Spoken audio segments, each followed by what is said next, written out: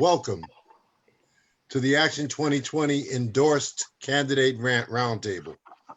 I am your host, Gerald Smith. Action 2020 is formed for parents, teachers, and community members who support pro-community public schools in our district. You can learn more about us at action2020oakland.org. That's our webpage. In this forum, we are honored to have the three of the four candidates that Action 2020 has endorsed in the November school board election. Only odd number districts will be elected this year, and none of the incumbents are running in this race. In fact, they're just running. Running in District 1, we have Stacy Thomas. She helped raise an OUSD, Oakland Unified School District student, and has been involved in the restorative justice. Stacy works as a self-employed bookkeeper, okay? Now, in District 3, we supported Sharice. She's not here right now. Sorry about that. District 5, we have brother Mike Hutchinson as our endorsed candidate. Mike is well known as an educational advocate and a critic of the current board. His background is that of an Oakland-raised student and Oakland-employed physical education teacher. And last but not least, we got brother Ben Tapscott, who is known by the name Coach. Everybody call him Coach. And he is our voice in District 7. Coach Tapscott is a well-known, tireless advocate for public schools and equity in education. He gets the name Coach from his years working at McClymonds High School. He has been a defender of McClymonds ever since, and it's a miracle that he, along with his alumni, have kept that school open. And finally, I got my brother, Don McClay, and he will be asking the questions to the candidates. And, you know, the questions are geared to heighten the understanding of our audience, which is y'all. Okay, each candidate will be part of the discussion on every topic. We ask candidates to keep their comments to about 3 minutes, okay? All right. Don, you got it, baby. Okay, so we're ready to go. We're gonna ask questions or for comments and ideas on the broad subjects. And I'm gonna ask each one of the candidates to include the themes, the overriding themes of racial justice, which are incorporated into pretty much everything we do. I'll be calling on different candidates to start at each discussion and then ask the other candidates to add to what's already been said. This is not a debate, it's a roundtable. So the first thing we want to talk about is a vision for a new direction. And I'd like to start with Mike Hutchinson. I'd like you to keep it about 2-3 minutes. Mike, why do we have to flip this board? Well, first, thank you for having me here. Thank you, Action 2020. Well, I think, first off, to answer that question, I think our current school board has answered it themselves. So none of the four incumbents who could be up for re-election are running for re-election. And a lot of that is because of the opposition that they've faced because of their policy decisions over the last 4 years. To take it back just a little bit, Oakland was taken over by the state of California in 2003. In 2009, we began to regain local control. Now, when the state was in charge, we as a community were disenfranchised. Our school board had no authority to make any decisions. And so in 2009, we began to regain local control. But at that same time, there became a nationwide effort to really push privatization of public education. And Oakland wound up being ground zero because we had been the site of a state takeover. And so from about 2009 to 2012, we had organizations like Go Public Schools and others form that were explicitly trying to elect their school board members to push policies of privatization. Go Public Schools and our current school board have been heavily funded by billionaires and charter school advocates, billionaires like Eli Broad, billionaires like Bill Gates, billionaires like the Walton family. And recently we saw billionaire Michael Bloomberg just donate $200,000 to a PAC supporting those same kind of candidates in this election cycle. But because of our community organizing efforts and because of the huge opposition this school board has faced, not just around charter schools, but also around school closures and their mismanagement of the budget, the current school board has been basically pushed out of office. And so now we finally have a historic opportunity with 4 open seats to elect candidates who are truly going to represent the community voice and work to regain community control of our public education system. Now is our opportunity. And this is 4 of the 7 seats on the school board, and so we are electing a new majority. So hopefully this conversation today will help kind of explain where we as candidates are coming from. We are explicitly running to change the direction that this current school board has taken us down. We are running to fight against school closures. We are demanding a full audit of the district's finances. We are running to demand authentic community engagement that includes the community as partners and decision makers. We are running to create sustainable community schools in every neighborhood. And we're running to fully exert community voice and control over our community resources. So we have this historic time. Hopefully today will help kind of explain it to people a little bit more. And as we go forward, it will become clear how this is a historic opportunity and we must flip this school board this year. Very good. I'd like to move over to Coach Tapscott. Coach, going on the same subject of going in a new direction and why we're flipping the board and where we want it to go, I would like you to talk to us about the serious challenges in equity and justice that the school board should address. We're talking about racial disparities, housing insecurities, teacher pay, diversity, budget, who controls schools, teaching, learning, the whole thing. Just what would be your overarching vision there? Well, the master plan for the district is to make sure that we continue to close public schools. We have 4 school board members currently backed by billionaires and millionaires to promote privatization. There are so many misunderstandings and things that are actually against the law. You take co-location. If you read it all the way through, it says that the school district is responsible for providing equitable space. And they usually stop there. But if you continue to read it, it says not in a functioning school. We've closed 6 schools in West Oakland. Castlemont has had a tremendous downturn in their enrollment. They used to be 1,800. They're now 1,800. They're down now to about 817. You've got the Hill schools. If you look at the high school level, the haves and the have-nots. The curriculum in the big 3, Skyline, Oakland Tech, and Oakland High, and compare those curriculums with the 3 schools in the Flatlands for the most part.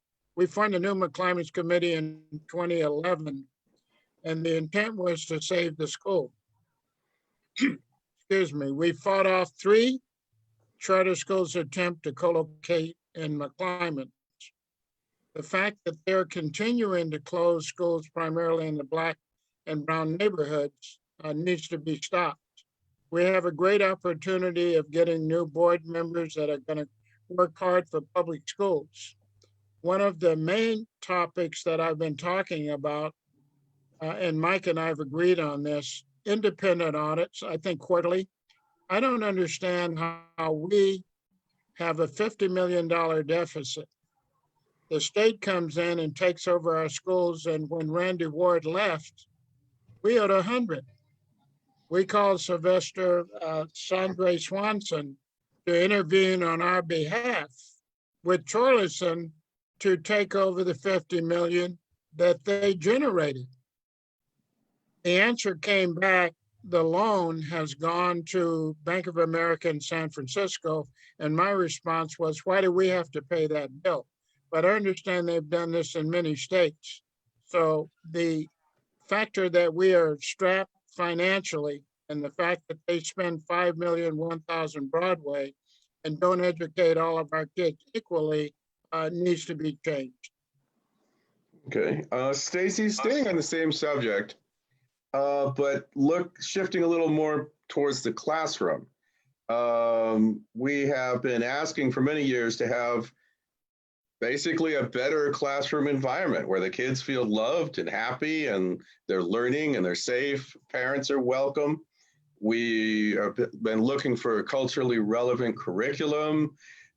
We would like to see more diversity, Black and brown teachers, that kind of thing. So what is your vision for a new direction when it comes to the classrooms? And of course, when we talk about an alternative for the school board, we mean you, Ben, Mike, and Charisse, who's not here. Well, with the majority, we can certainly be more responsive to the parents and the teachers and the students that we serve. We can strive to make our board meetings more community-based and not so top-down, and that would allow us to get more feedback. I would like to see some kind of a racial justice department in the OUSD that includes a sort of a hotline available to hear from everybody in the community about what they think we can do better to help our schools serve everyone to the greatest extent possible and equally. Like issues about housing, attracting teachers of color, what textbooks are we using? Are they actually representing the students that are reading them so that they're excited about reading? What does the community think that we have missed? What can we do better? Like actually encourage suggestions that would improve our schools and include a summary of those suggestions at our board meetings and act on them. It doesn't seem like our current board is particularly responsive to the comments that people call in. I mean, I've been sitting in the last couple of meetings and they're basically dismissed. Let's see what else. I think it would be great if we had more recruitment of teachers of color and some kind of a department within that racial justice department that helped support those teachers. Let's find out what the barriers are in terms of getting teachers of color so that we can have representation for our students that makes them see themselves and more excited about being in school. I think in the current environment, what we also need to do is get our enrollment people together with our tech people to be clear on who's not attending and why. How can we encourage kids that aren't showing up because it's to their benefit to show up? And of course, it costs us money if they're not there. Why aren't they there? Is their tech not working? Is there some kind of an issue that we might be able to follow up on from more of a social services perspective? So I really would like to see that corroboration or between tech and enrollment to really make sure that we're keeping track of kids in an environment where it's got to be really hard to stay focused and attentive. Let's see. I'd like to make sure that our schools are safe when they return. That's a whole other topic. But I think that's it for now. Thanks. Returning to schools is the next topic. This time I would like to start with Ben and then have Stacy and Mike do kind of expansion comments. But Ben, I'll just put it to you straight. I mean, I have a kid who attends high school from a coffee table out in my living room. Nobody is going to school. I've been stunned by the incompetence of OUSD just handling simple things. We often get notices for stuff several hours after they have happened. So Ben, I would ask you just flat out, how do you think that the district's plan for reopening schools this fall demonstrates the need for new leadership? There is no plan currently from the superintendent. We closed our schools in March. So she had 4 months to put together a plan for distant learning and also in-school learning. We're now going on 8 months, and teachers in cluster 7 here in East Oakland say, Coach, there is no plan. We're winging it. We're talking to each other. We're trying to solve some of the problems that should be coming from our leadership.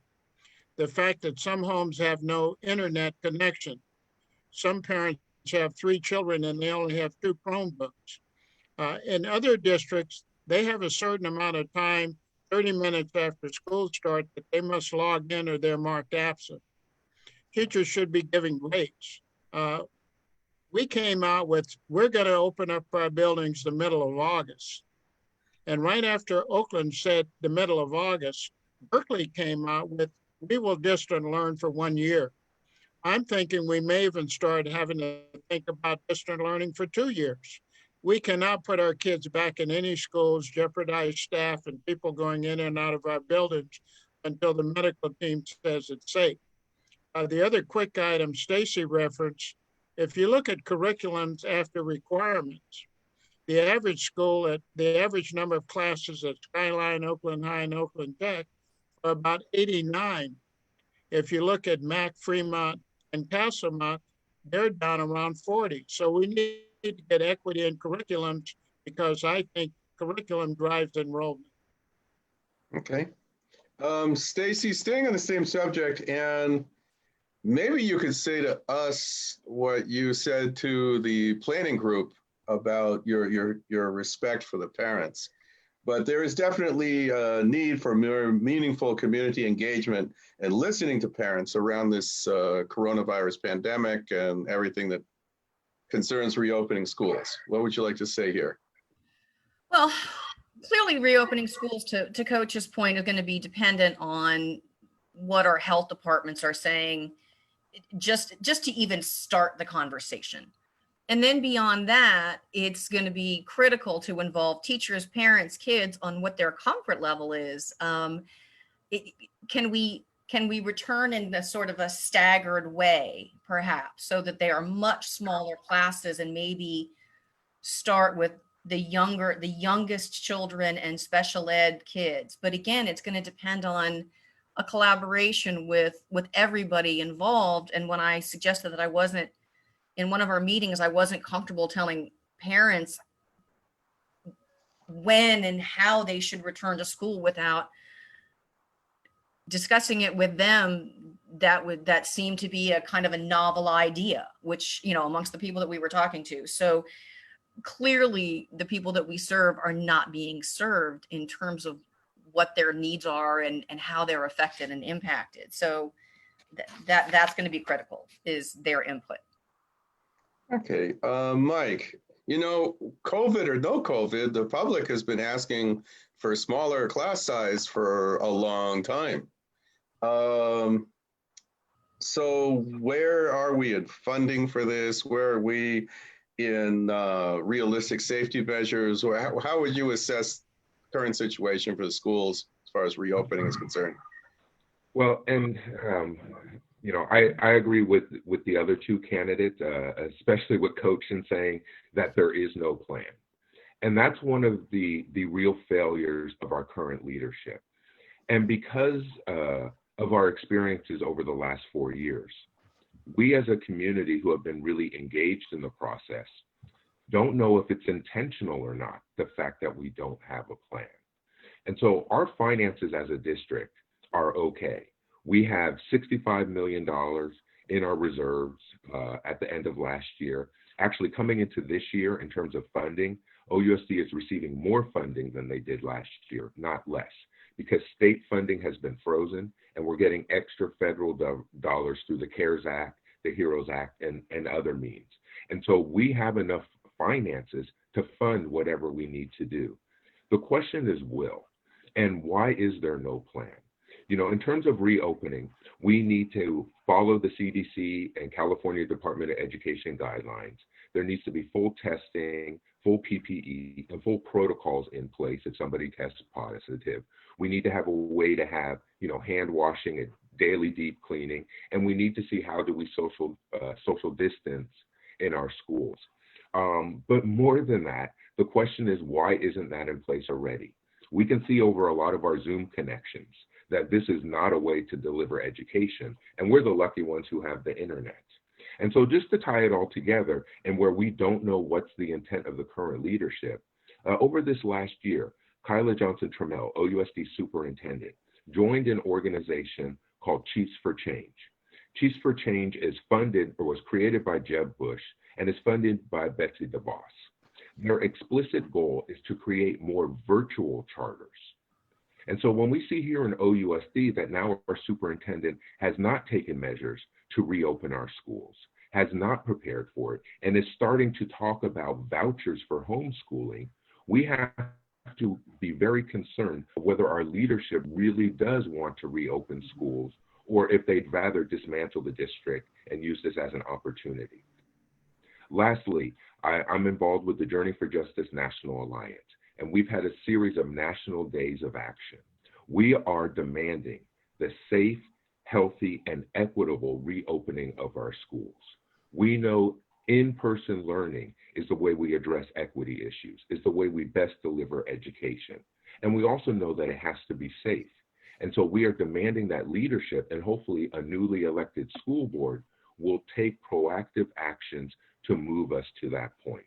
Because given the high rates of COVID, especially in East Oakland, we don't know what's going to happen in the outside world, but that shouldn't prevent us as a public education system for taking as many steps as we can to deliver the best education that we can. Thanks. Okay, speaking of, well, you're talking about getting the schools open, and we're talking about the fact that they're trying to close them. We have a blueprint for closing the schools. A lot of stuff is said about it, and the school closures, the co-locations, and the charter schools all seem to overlap in this thing.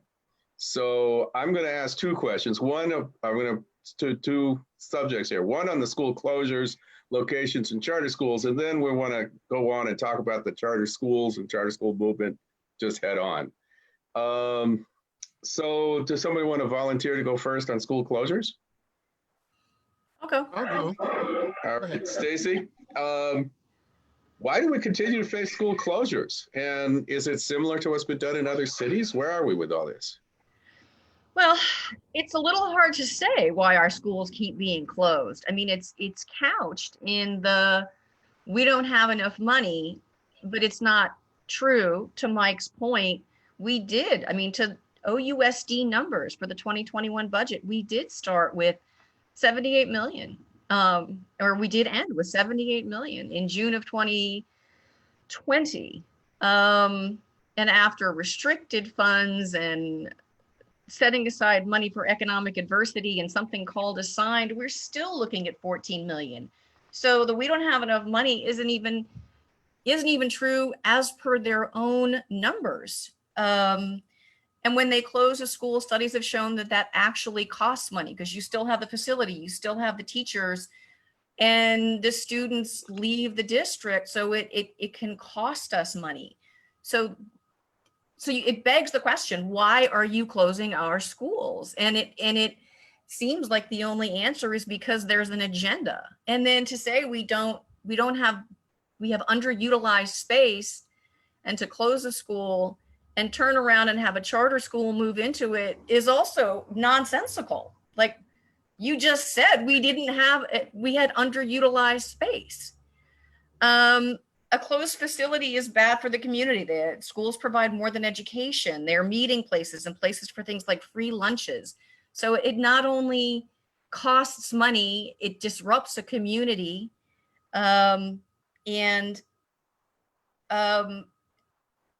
we need all the space that we can get in particular right now. But as we go forward, small class sizes are a good thing. So why aren't we prioritizing? And if a school is underutilized, why isn't the board supporting that school so that every single parent in the district wants to send their kid to that school? Let's support it. Let's not close it. It's a horrible cycle. You close a school, you lose kids, you lose money. Let's find out what our students need. Let's find out what our teachers need and provide it for them with the money that we do have. It can be used better. All right, Coach, I'd like you to take the next step in this conversation. When we're talking about closing the schools, how would a new board, one with you and Stacy and Mike and Sharice on it, how would you change course in terms of closing our public schools? No school closures, no co-location. They don't need to close our schools, they need to improve our schools. Yes. If you look at the master plan, and I think we now know the master plan is prioritize Oakland Unified School District. The fact that most of the closures have occurred in Black and brown neighborhoods. We have about 70% of our enrollment, about 45% Latino and 24% African American. 10% is white and 12% are Asians. So over 70% of our student population is either Latino or African Americans. And you also look at the schools that they're in, equity in the curriculum, which drives the enrollment. As far as all of this distant learning, we can't put our kids back in school until it's safe. And closing schools is like cutting your nose off to spite your face. You close a public school, and we know the game that's played, a charter school moves in. So we need to stop school closures. We need to stop co-location, and we need to improve curriculum, and particularly the realignment. If you look at feeder patterns in East Oakland and West Oakland, they don't have middle schools strategically located, which I think is part of the plan, to keep enrollment down intentionally so they can say those schools are under enrolled, let's close them. We have too many schools. No, we have too many schools that don't have quality curriculum. So they closed the school. The game they played at Lakeview, they moved the district over, and Mike and I knew what was going to happen. They moved the adult office over there so that they wouldn't have the public outcry. And after a couple of months, they left, and of course, a charter school moved in. So we need to stop a moratorium on all public school closures. We don't need any more charter schools, and we don't need co-location unless they want to co-locate with other charter schools, not co-locate with public schools. Okay. Mike, we were hosts to some guests from Denver who flipped their school board last year, and school closures played a role in what was going on. And I know that you're a member of a national organization, so I was hoping you could tell us, like, is this part of the big plan, the privatization school plan? And also, I would like to know your opinion. I'd like you to talk to us about your opinion about the so-called blueprint process, the blueprint for quality schools, which is really kind of a hit list for schools that they close in groups that they call cohorts. Why does this process need to go? Thank you. And I agree with the other candidates. School closures, especially in Oakland, have been nonsensical, and they have been targeted towards certain communities. And so we need to understand first what has been the history of school closures in Oakland. Again, we did not experience school closures until the state came into Oakland and they assumed a full authority of our school district. The state administrator closed our schools. And when they started doing it, they faced huge opposition.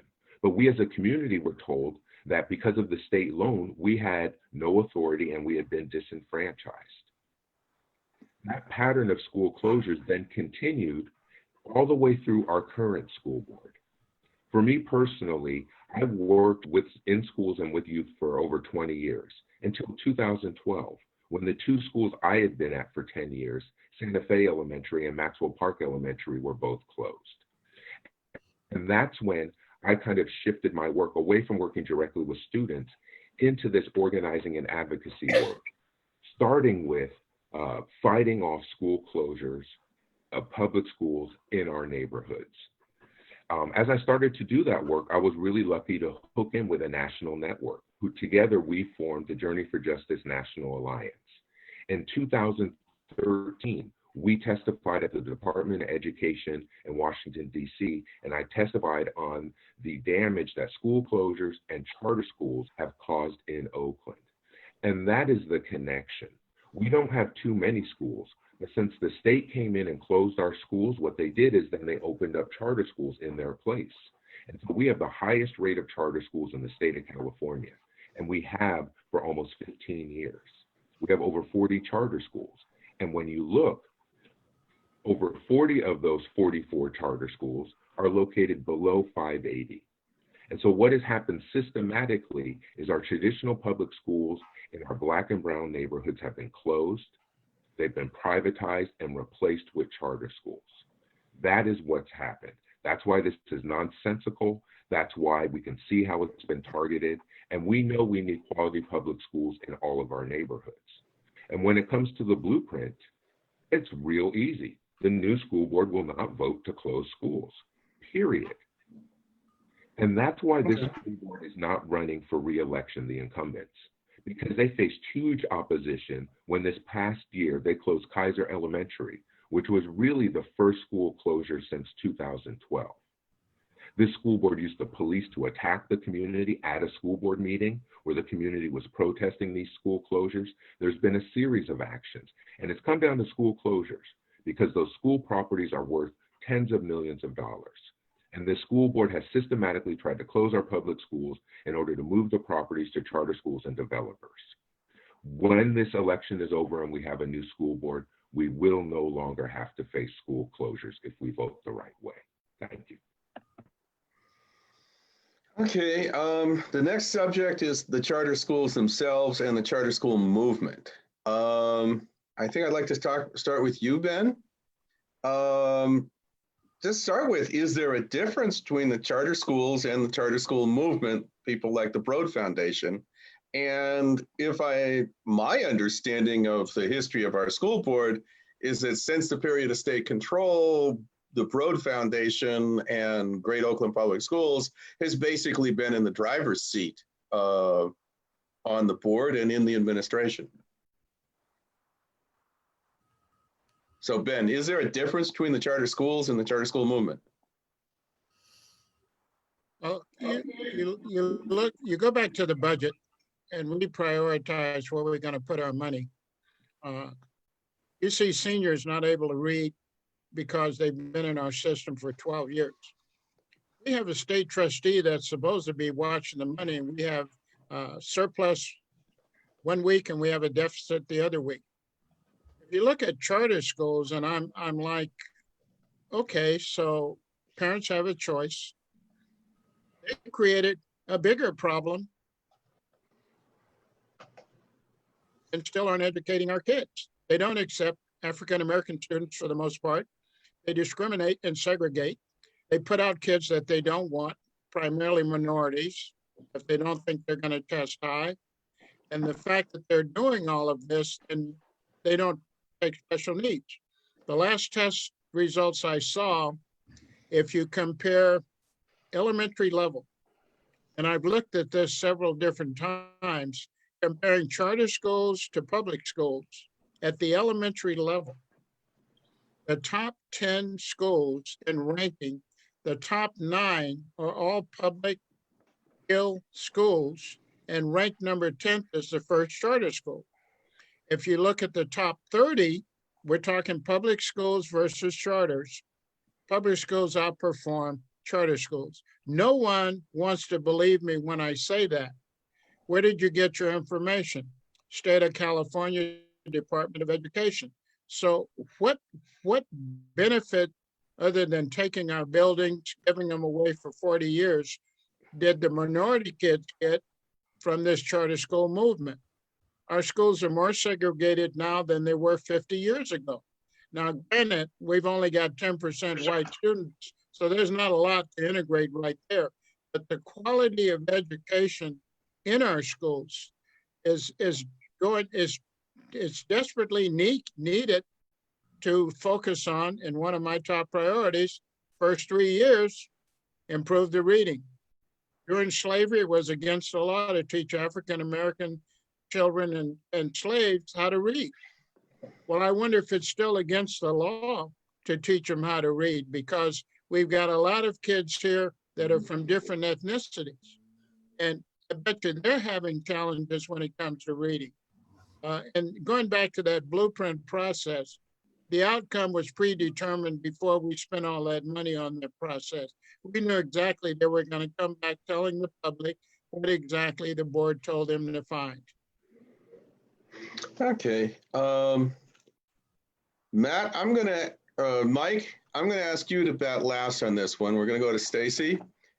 Stacy, could you just pick up the same subject with the charter schools? So a lot of people think that because we're opposed to the charter process, somehow we're opposed to their kid and their school, which I don't think is a fair description of our opposition to charters. So for you, what's the difference between the charter schools and the movement that advocates for privatization in our schools, people like the Broad Foundation? Well, the Broad Foundation, the Walton family, the Mike Bloomberg, the Gates Foundation are outside of our community, and they're trying to be a part of our community and dictate how decisions are made at the school board level and how funding is granted and what schools are made available. And it's a very sort of insidious takeover process. I think there was something like $1 million invested in school board elections for the last 3 elections, and you can find that with public finance information. That's a lot of money to spend to try to privatize schools, rather than investing that $1 million in our public schools, which would have been a really nice way to use that money. So the privatization movement, I do think, is a separate consideration than the charter schools that are in our district. I do think that we are in agreement as a group that a moratorium on charter schools is absolutely appropriate and desirable. I personally am not trying to close existing schools, whether they're public or charter, because of how devastating it is to a community. However, having said that, it would be nice if we could find ways to incentivize our charter schools to come back into the OUSD and reverse the direction that has been taking place. In fact, one of the parents that I talked to at a farmer's market was a woman who had a son at the Montessori school. And she specifically said she would have preferred to have her kid, I've heard this from numerous parents, would have preferred to enroll her kid in a public school. But because she was searching for the Montessori experience, which the OUSD did not provide, she elected to go to that school. But a group of parents actually approached the OUSD administration to, in fact, bring their school back into the district, and they were discouraged from doing so. So it would be nice if we could just ignore the big funders, but we can't, because they're going to do what they do. But I do think that we do have to make the distinction between the schools themselves and the people that are out trying to, move chess pieces around in the school board district to their liking. Okay, Mike, we've seen the charter school movement gain a lot of adherents. It's not like there's one movement, there's several. It's a loose association of movements, a loose association of motives. And many of the people who used to want vouchers suddenly called the voucher system charter or whatever, right? For full disclosure, my own son went to a charter school for middle school, and that school, they accepted public money. They went, because they were affluent, white, hill-based people, they were able to raise a lot of more money. And then when push came to shove, there was no elected official that had any oversight over them. Our school board didn't. They ran like they said, oh, we're a nonprofit, but they were a corporation. They were outside of any elected official's control, and they were spending public money to do it and then matching that funds with outside money. So Mike, maybe you could just wrap up this part of the subject for us and talk about that, the difference between charters and their movement. And this is the same movements control our school board, right? Yes. And first, let me start by saying that two things can be true at the same time. So our public schools have not performed well enough, especially in certain neighborhoods. But the other thing that's true is charter schools don't and haven't outperformed public schools. And so one of the things that we as a community don't really understand well enough is really what is a charter school? You know, and right now the charter school movement is basically an alliance between people who push the charter or the voucher movement, which has its real origins with the resistance schools that started in the South post Brown versus Board of Education, who set up schools so their kids wouldn't have to go to the newly integrated schools. But what happened in the early 2000s is Wall Street also realized how much money there was to be made in charter schools.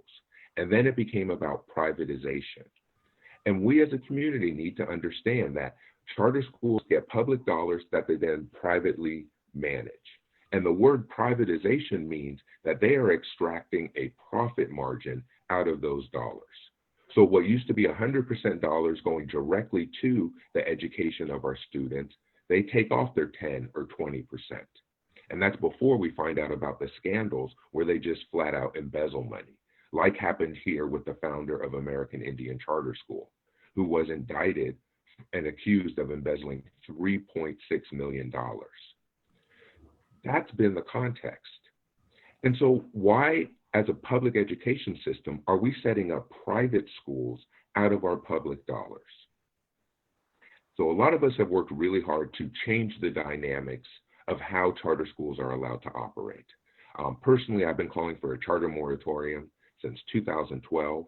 Every organization I've been a part of has also called for a moratorium. It was my National Alliance Journey for Justice that pushed both the Movement for Black Lives Matter and the National NAACP to issue their calls for a moratorium on school privatization in 2018.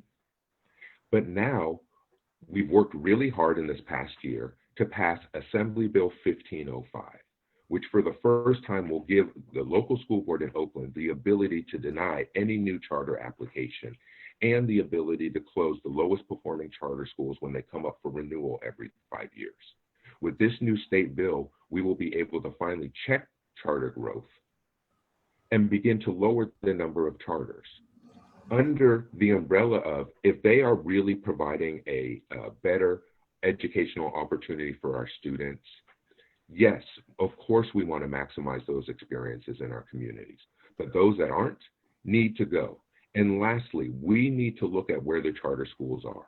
Above 580, the community has 5 charter schools and they have fully resourced, strong elementary schools, while below 580, they have privatized charter schools. This is a 2-tier system. We know who gets the worst tier, and hopefully with a new school board, we can finally start to prioritize public education because charter schools are not public schools. So we're going to finish the charter school thing. I would like to comment, though, that when I was in a charter school, my kid was in a charter school, one of the things that was really obvious was that the teachers had no union benefits and no union.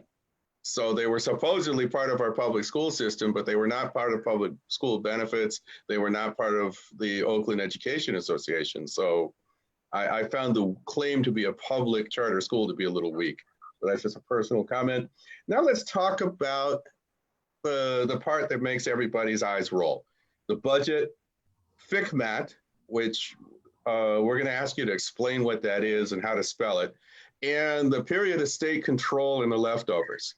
Now, I know that this is sometimes a hard thing to explain, but it very much dominates what happens around the Oakland Unified School District. So, Stacy, you're a bookkeeper. We're going to get you to start with this. So, how are we to understand Oakland's financial situation? Why are we always here? And why do we have to make cuts and close the schools? And what is FCMAT, and why are experts in schools such as Kitty Kelly Epstein apoplectic about it? There seems to be quite a lot of opposition to FCMAT. Go ahead. Well, FCMAT is the fiscal crisis management team that was installed after the district was forced to take $100 million loan when in fact we were only $35 million. Not only, it's a lot. When we were $35 million in debt, but other districts with similar debt were allowed to handle it and fund it through their bond funds. Oakland was not given the same consideration, and in fact loaned 3 times what was the deficit for that period. And as a result of that loan, the state came in to control us, but we didn't ask for the loan in the first place, and that money has been ill accounted for. So what we as a group want to do is fight back against the fiscal control management team and actually say that we shouldn't have to pay back that debt at all, because the district didn't even ask for it. And I'll let Mike and Coach expand on that a little bit more. As far as the budget itself is concerned, the school board put forth a budget in their August 12th school board meeting, and it's accessible online. It's very short on details. It's 636 million in revenue, 624 million in spending, with 12 million left. And that's after the reserve. So again, there is money. There is not a deficit, but they break it into restricted and unrestricted, and that's kind of it in terms of how to read the budget. I mean, there's about 5 lines of revenue and about 5 lines of expense that add up to these enormous numbers. And they're not well defined. So I can look at a budget and I can see that we'll have money left over. It's impossible to understand how 624 million is spent, except it being in about 5 different buckets: classified, not classified, facilities, and some other categories that are even less defined, like something called assigned, with no understanding of where that is. So what I would like to see is a budget that's actually broken down into a by department, like who's responsible, like the administrative side, HR and accounting and facilities. What are you spending and how are you spending it? And so that department heads are responsible for a piece of the budget, and they are also reporting on how their budget, how they're spending their money. Are they on budget? What difficulties are they facing, so that we actually have at least quarterly in our school board meetings an update on how that department is doing with their budget. What are they accomplishing? What are they not accomplishing? And really held accountable for their money, as opposed to this unrestricted, restricted, which doesn't really have an owner, except I guess ultimately the superintendent, but again, very short on details. So, and the other thing is, if Measure Y is approved in November, that's another 735 million that this board will be responsible for allocating. Thank you. Okay, I'd like to move to Mike and then have Ben wrap this one up. Excuse me. Mike, I mean, you know, we've been down at the school board meetings together, and I've heard you say it once, I've heard you say it 100 times. You know, we do not really have a shortfall, yet we're always having the cuts and the cutbacks and all that. And there's obviously a lot of district waste. There's this craziness with the state loan. It's obvious that the school closures are not saving us money. There's interference from the County Board of Education. There's waste of money on consultants. And I'm not sure how much we actually spend on administration. So where would you say that the budget needs to be changed? How would you synthesize all that? Well, I think there's a couple of things here. And this is another case where, again, 2 things can be true at the same time. There is no financial crisis and there is no budget deficit.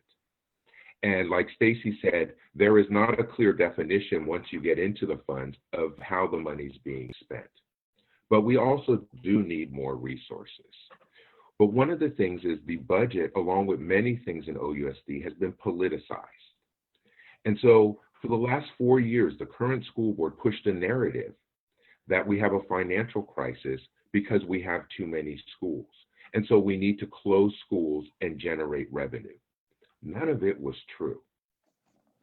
And so the first thing I would reprioritize within the OUSD budget is the $80 million we spent last year on consultants, outside contracts, and the police force. That, along with the reserves, gives us a huge flexibility to really implement new programs and really increase per pupil spending.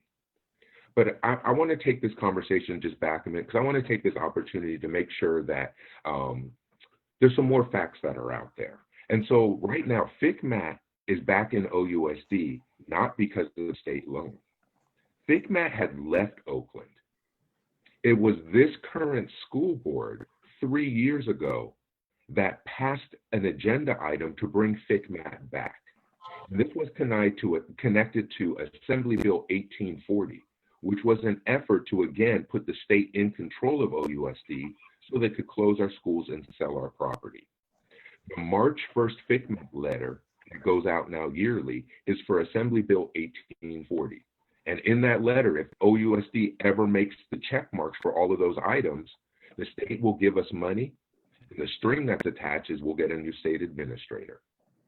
Some of us worked very hard behind the scenes over the last 2.5 years to make sure that never happened.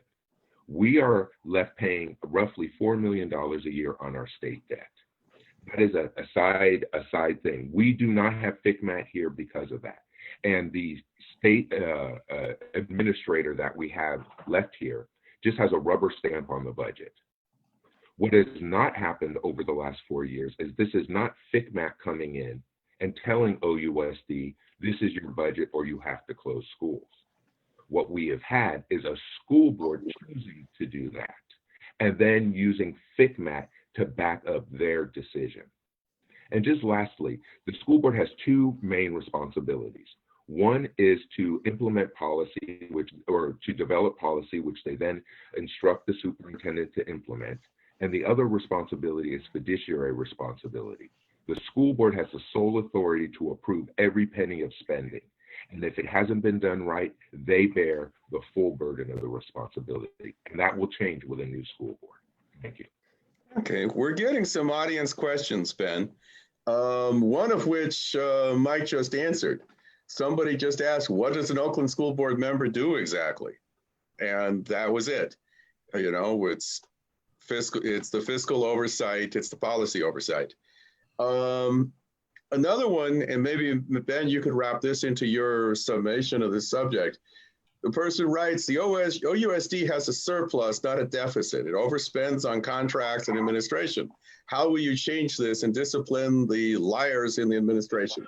That's what the questioner called them. Go for it, Ben.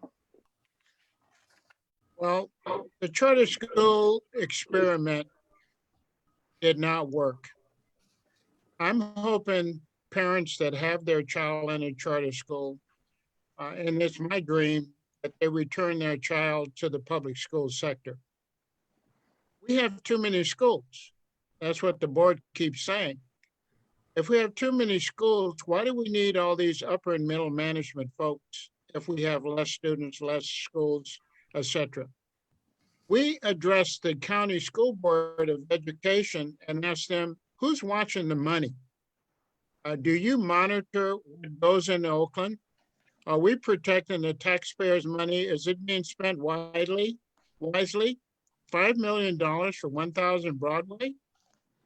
The fact that I think it was all set up to where we would have oversight that is not controlled by us, but by the school board and the people that they work with. Under Antoine Wilson, we had paid down that loan. Antoine he 5 times the middle and upper management staff during his superintendency. That also increased the salaries. That money was spent for these people, many of them coming from Denver. And when he left us, we were additional $50 million in debt. So he did a great job. Why are we having so many outside contracts come in, people under contract, all of these vendors coming in? I think there is tremendous amount of waste. If you look at the grand jury report, it says total mismanagement on the behalf of the school board. The fact that we don't have independent audits, and Mike and I have talked about this. One week we're surplus, the next week we're deficit. One week we were 40 million surplus, the next meeting we're 20 million. That's a $60 million mistake. And then you turn our schools over to people that are in charters for 40 years. How do you give schools away for that? So I think the money and how it's spent, how we get control of it, we need quarterly, I think, independent audits, because we don't trust half the stuff coming out of the school board. And that's going to change in November if the people realize they've got to make a decision. Do you want 4 more years of charter schools, or do you want us to start fighting for public schools? Okay, that's pretty concise. Do all of you agree with the idea of an independent public audit? Yes. Mike? Okay. Yes. We have some audience questions. I'd like to throw them out there, and just raise your hand if you'd like to take the question. And, you know, I thought I knew every piece of alphabet soup that's in education, but you can't. And this maybe is something very well known and maybe not. But somebody asks, should the district withdraw from membership in the California Office for Education Reform, CORE, Corporation, directors being Kyla and 8 other California superintendents? And frankly, I'll be honest, I've never heard of this. Mike, your hand is up. Go ahead. So not to get too far into the weeds, but this is how California responded to No Child Left Behind. And what really happened, instead of operating as a state, our biggest school districts kind of formed their own little corporation to negotiate directly with the federal government. And this little body has provided directives and oversight over what policies we've been able to implement here in Oakland and OUSD. And so to answer the question specifically, yes, I would move to have us withdraw from the CORE Association, just like Sacramento did last year. For years, we were told it's just not something we could do, but now Sacramento has. So why did Sacramento leave, and why are we still in it? So yes, I would move to, and this is going to be a philosophical shift if we elect the school board members who are here. We will all work tirelessly to make sure our community is entirely enfranchised. And we will end this practice of outside bodies thinking they can dictate how we run our education system. And so, yes, we will work to withdraw from all of these entanglements that our so-called leadership has bound us into over the last almost 20 years. All right, thank you. So the next question comes from the audience. They say, under state administration, the board's state-required policy on promotions was lost and never restored. What will you do to address this situation if elected? Somebody other than Mike. Would somebody like to take this? Can you read it again? Under state administration, we also call the period of state control, the board's state-required policy on promotions was lost and never restored. What, if elected, will you do to address this situation? And this is another one that I did not know about. So somebody could tell us what was the policy on promotions. Stacy, go ahead. Well, I am not familiar with the policy on promotions, but what I have been in the process of trying to do, and I'm on my 3rd email now with the district, is get an org chart of who, like from Dr. Trammell on down, who reports to whom, who's doing what do the departments look like? And again, back to the budgets, I really want the budgets built based on how those departments work. But I don't think we could even talk about how promotions are going to work if we don't understand who's doing what. Like what does the OUSD administration look like? And like I said, I'm on my third email now. We'll see how long it takes to get that chart. But I think that's a really good place for any school board member to start, is to really understand, what does it look like? What are people doing? What is their vision? What is their job description? Like, I would really want that, in addition to the two things I'd really want to start with is the audit of what kind of bond funding is left. What is the restricted money going to? And also, who's responsible for it? So before we talk about any kind of promotions, we really need to understand the organization as it exists now. Okay, Ben, you have the most time served as an Oakland teacher here. I maybe have the most time served as an Oakland parent.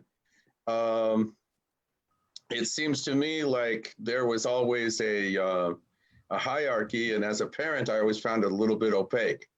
My schools had a principal, but there were people who were supposed to supervise the principals. There was somebody you were supposed to be able to go to if you had problems with the local school. I could never figure out what it was or who was in charge of who.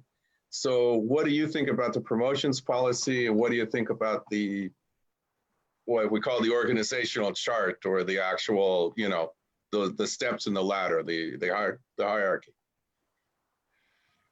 Trying to get information from the school board is almost impossible. I've asked for a management chart for about 5 years, and I haven't received one yet. I think they're hiding, but I think if we go to that budget and you look at the grand jury report talking about the mismanagement, why do we need all these middle management folks with all the people we have in the top administrative positions? I go back to the fact that how much is that costing us? And are we delivering things that we should be delivering to the schools?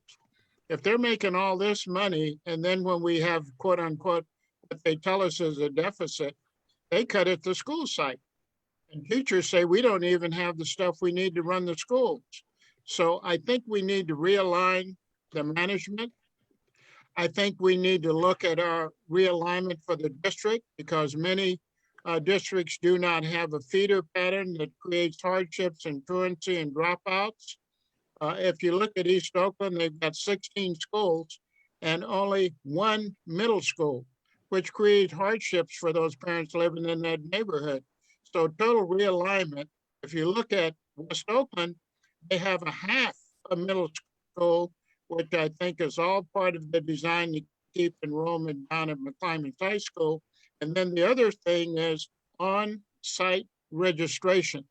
We had that when I first came to Oakland. We have people now sending certain ethnicities to certain schools.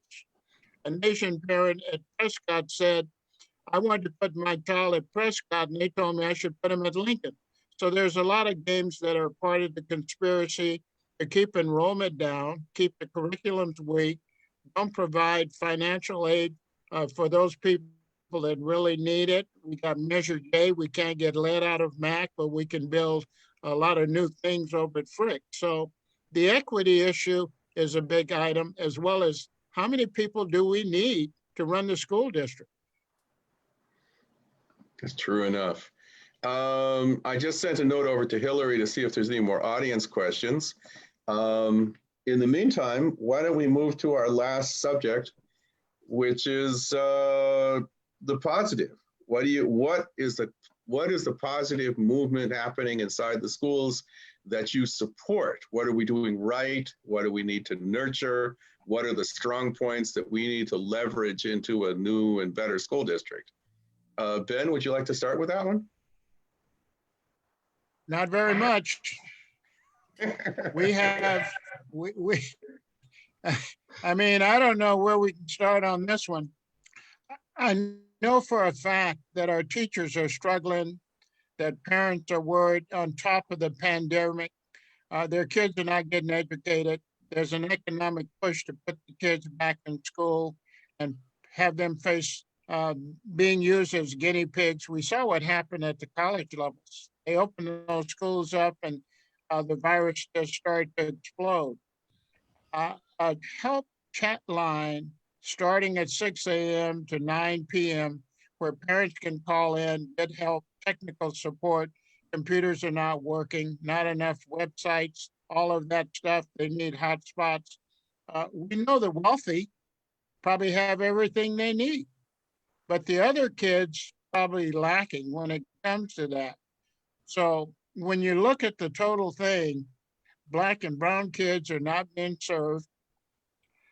A child's zip code should not determine the quality of education they receive in Oakland. And with this new board coming in, we're going to change a lot of things and make quality our cornerstone. I have down reading as one of my top priorities, no more school closures. And the other one is independent audit. Because if we don't get control of the money, how do we know how much we're spending? And the county never did respond when we asked them the question about, does anybody monitor the money going into Oakland Unified School District? And we never got an answer back. Okay, I'd like to move this question on to Mike. I, as a parent, I say I was the long-serving parents because my children are 12 years apart in age. It's been obvious that the local schools run on grandparent power. Without the volunteers, without the strong community support, I don't know where we'd be. I just shudder to think about it. And but I do see, there are some things going on, at least in the schools. Maybe the district is not could not claim legitimate credit for them, but in the school districts, what are the things that you would like to see leveraged, supported, nurtured, brought forward? Well, I think I see it just a little bit differently. And although this conversation today was kind of heavy on citing the problems, it's much more basic than that. So when the state took over OUC in 2003, they intentionally broke our public education system.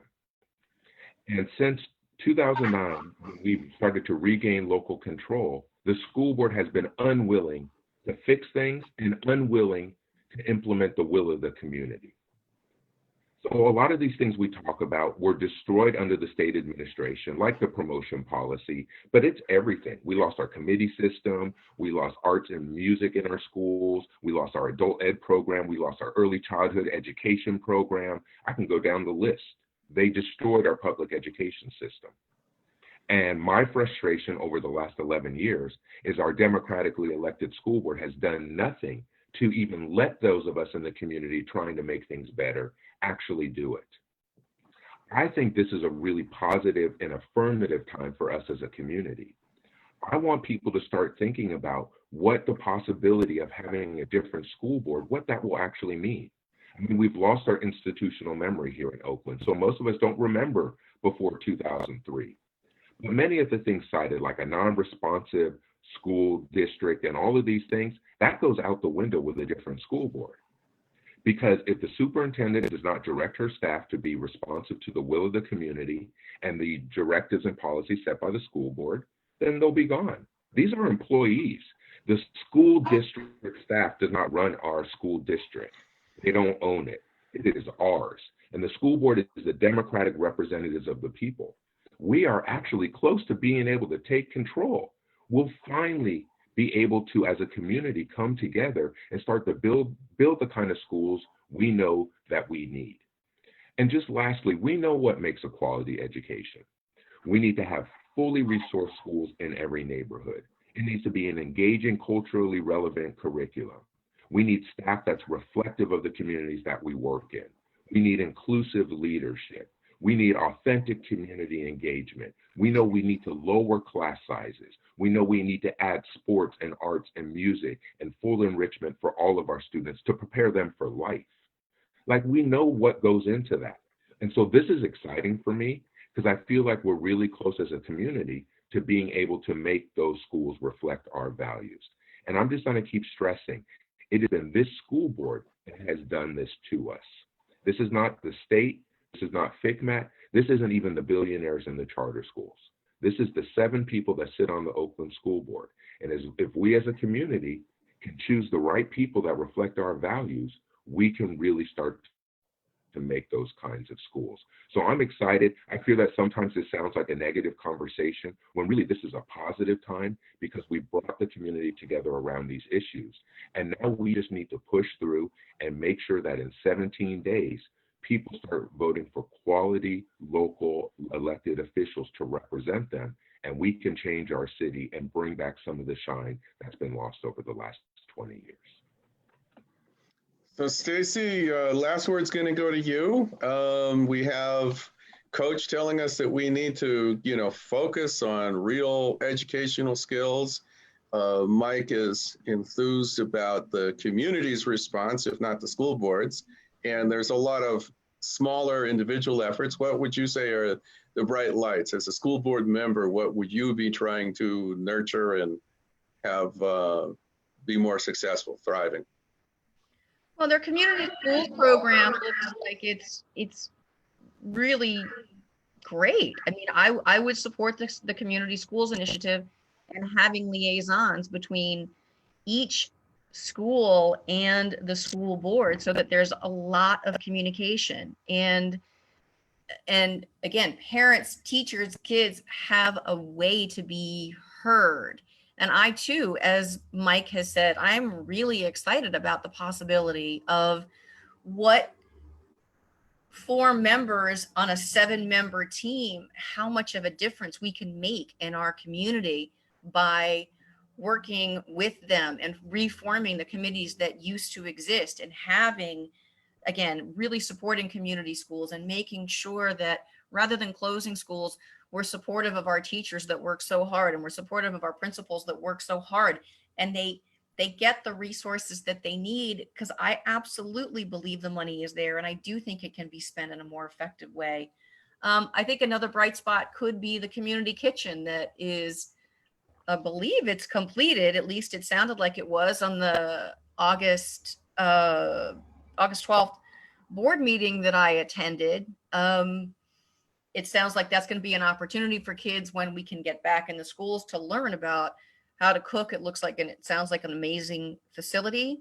We might have the opportunity to do some facilities improvements if Measure Y is passed. I would be excited about being a part of that, the building of that budget. It's interesting that the current board has allocated 50 million of that for a new site. And even though they're talking to us about underutilized space, so I would push back against that. But so the highlights would be the community schools, and I think the community kitchen, I think, are some of the things that we can really build on.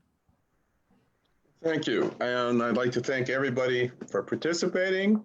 Unfortunately, 2 candidates were not able to participate.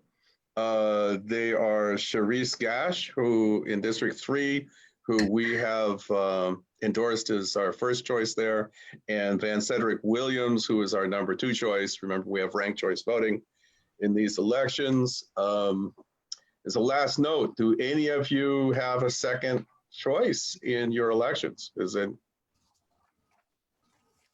Or are we're just running ourselves and this is the alternative? So I'll say for my race, if the other candidates that are also running in District 5 want to adopt my platform and take the stances that I've taken politically, then I'd be more than willing to tell people that they've done that and that they could maybe be a second or third choice. But for us in District 5, we're really tied to this platform and what we want to move forward, and we haven't seen my opponents taking the same stances. You know, Mike, I think that was well put, and I'm going to leave your response for everybody and take Stacy and Ben off the spot. Gerald, are you ready to wrap things up for us? Gerald, you need to turn your mic back on.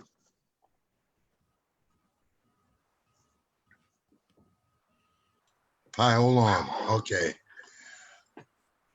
All right, so folks, that concludes our forum. We thank all of our participants and all of the people behind the scenes who make these forums happen. This forum will be posted online in both English and Spanish. A huge portion of our education community speaks Spanish, by the way, 47%.